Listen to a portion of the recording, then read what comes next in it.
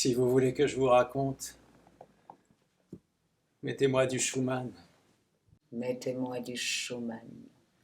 La musique convoque mes souvenirs. Des leaders. Des leaders.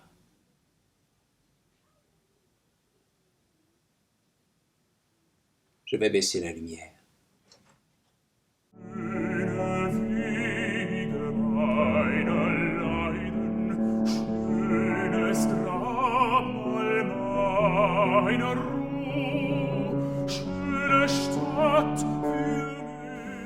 Le photographe, c'était Volker Hammerschimmel. Inceste. Il baisait ma sœur Anne, pardonnez l'expression. Elle hurlait de plaisir au premier étage.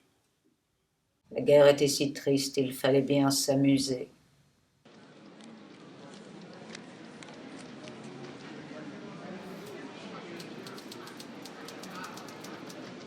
On finit par m'introduire dans un bureau. J'avais affaire au commandant local de la Gestapo. Un homme courtois et décidé.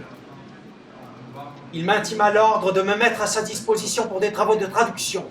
Peu de choses. À peine quelques heures par semaine.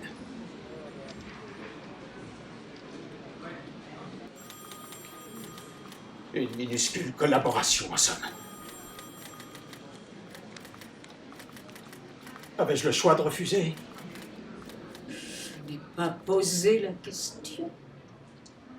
Il m'avait parlé en allemand.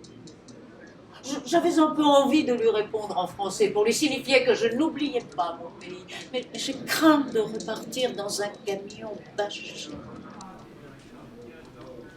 Ce fut un réflexe aussi, répondre en allemand. J'aimais tant parler cette langue. Monsieur, j'ai plongé dans la langue allemande pour lire Goethe, Heine et les frères Mann. Non pour vous permettre d'envoyer des adolescents au peloton d'exécution. C'est pourquoi je ne traduirai rien.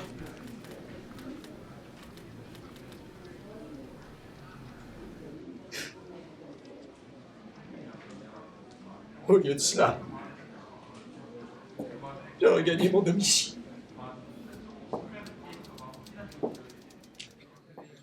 Je patientais dans le couloir. Je voyais passer trop de monde dans ce boyau, des jeunes gens qui n'avaient pas eu ma faiblesse, ou des condamnés de naissance, israélites dénichés, Dieu sait où, ciganes arrêtés par roulottes entières. Je détestais ces attentes. Sur ma rétine s'imprimaient des visages. Et plus ces images se superposeraient, moins je pourrais dire que je ne savais pas.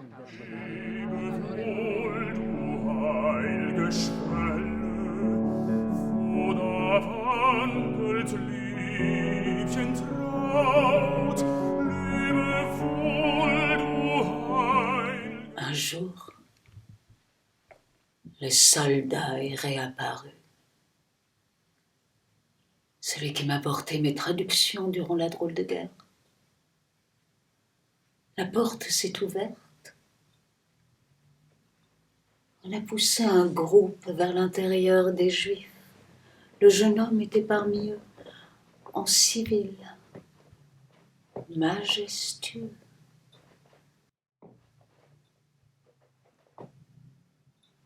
Comment a-t-il atterri à la cave? C'est allé très vite. Un concours de circonstances. Un SS qui tourne le dos. La pause déjeuner du fonctionnaire chargé d'inscrire les arrivées. Notre sortie par le grand portail. J'ai ramené Hermann à la maison. Ma mère était en course, ma sœur déshonorait la famille au premier étage.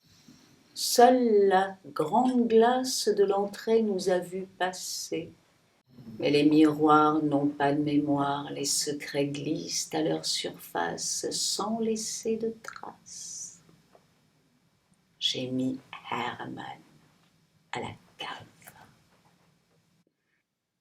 Je commençais la guerre et c'était bon. Je sauvais un homme, et quel homme! Je mourais de peur, mais ma vie prenait sens. Le claquement de talons des gardes ne me giflerait plus les oreilles. J'entrais en résistance, à ma minuscule manière. Je débouche le trou, je rampe par l'orifice.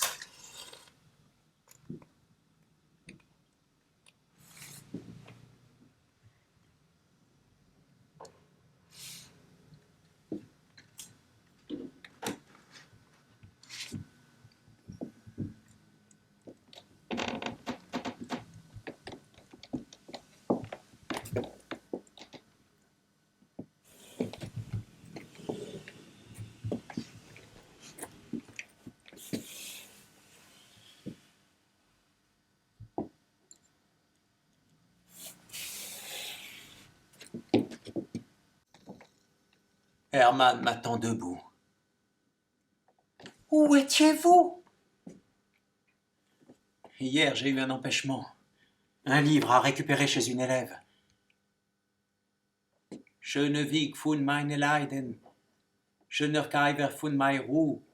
Schöne Stott, ich muss sich scheiden. Sei gesund, wünsche ich dir zu. Tout sur cette prononciation. L'offrande monumentale que je fais à ce juif le laisse indifférent. Je jette le livre sur la table. C'est pour vous, il traînait derrière une poutre. Herman prend le livre. Il s'éloigne pour l'approcher de la bougie. Il l'ouvre, caresse une page.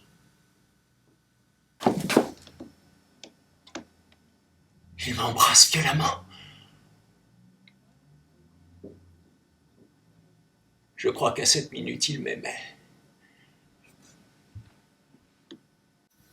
Je crois qu'à cette minute, il m'aimait. La littérature est passée au second plan. Nous avions mieux à faire. L'amour. Être mort pour les autres, mais 10 000 fois vivant pour soi, tout oublier, les élèves, les copies, Heine, Hölderlin, s'allonger à même ma France, sentir sa fraîcheur sur mon ventre, La terre battue sous mes paumes. frapper, humilier. Elle me salit et me purifie.